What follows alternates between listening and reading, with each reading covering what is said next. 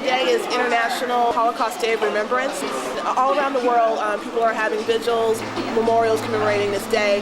And for the first time in Dallas, we have decided to commemorate and recognize the LGBT victims of the Holocaust to honor them with a Candlelight March and presentations and information on the role they played in the Holocaust and how they were also persecuted along with millions and millions of Jewish people.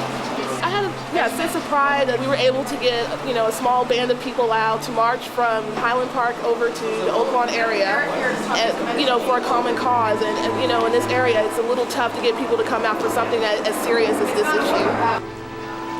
There are two legislations that are coming up in African countries, one in Uganda, which would make it criminal to have any type of homosexual acts and possibly be put to death. And so what we want to do is bring awareness of what's going on in Uganda, and also Rwanda is also considering such legislation, and to tie what happened in the 30s and 40s, what could possibly happen today. Right now is a time when history is trying to repeat itself. Right now in Uganda, people are terrified. If you go into a Ugandan chat room, you'll see commentary like, well, gee, he crosses his legs at the knee instead of the ankle. I think he's gay. Well, gee, he kind of coordinates his clothes a little too much. He looks a little too good. I think he's gay. We should turn him in. In lots of different places across the world, this is happening, and it's happening behind the scenes. No one really knows about this. And it's the same thing that happened with the Holocaust. It was a slow, gradual process of, well, we're going to start with you, and then who's next? Well, if we don't speak up for ourselves, then who's going to speak for the next guy that decided to come out? When you see just the mass human graves of the hundreds of thousands of people that were gathered up and shot and just killed over not just being gay, but being Jewish, being Catholic, different things, people just being themselves, they weren't allowed to do that. One person got a group of people together and decided, we don't want you to be this way. You have to be just like this.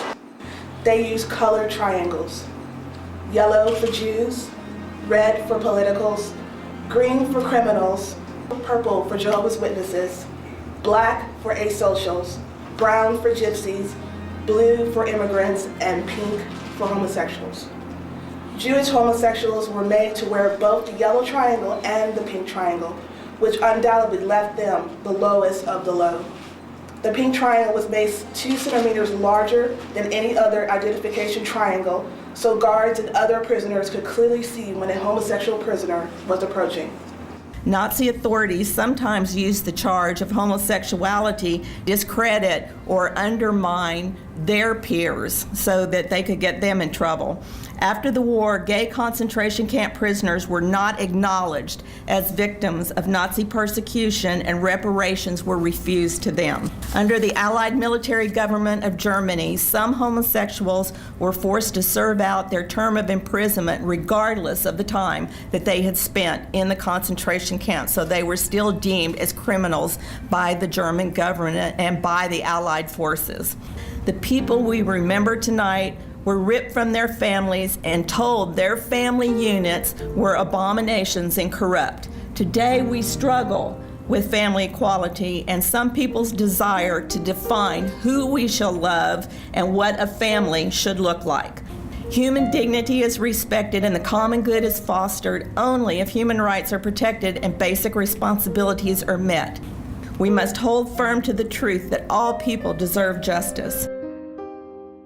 The reason I'm speaking out about Uganda is right now, at this moment in time, we have our own politicians.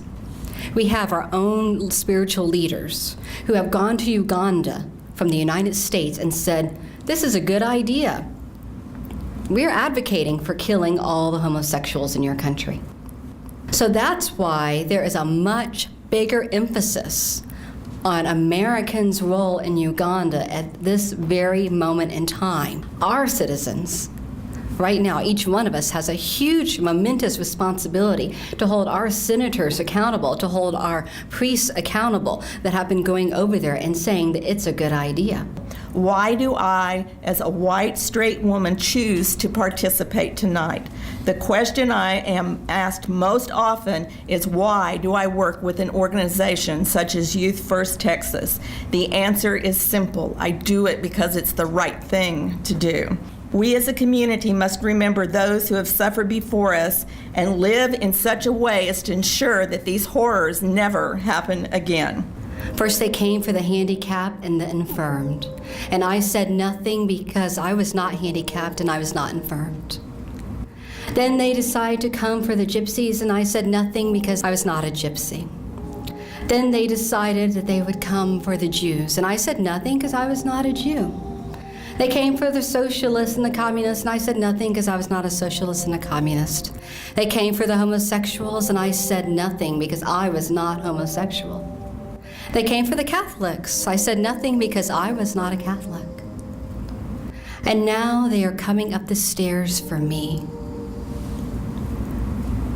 And there is no one left to speak for me.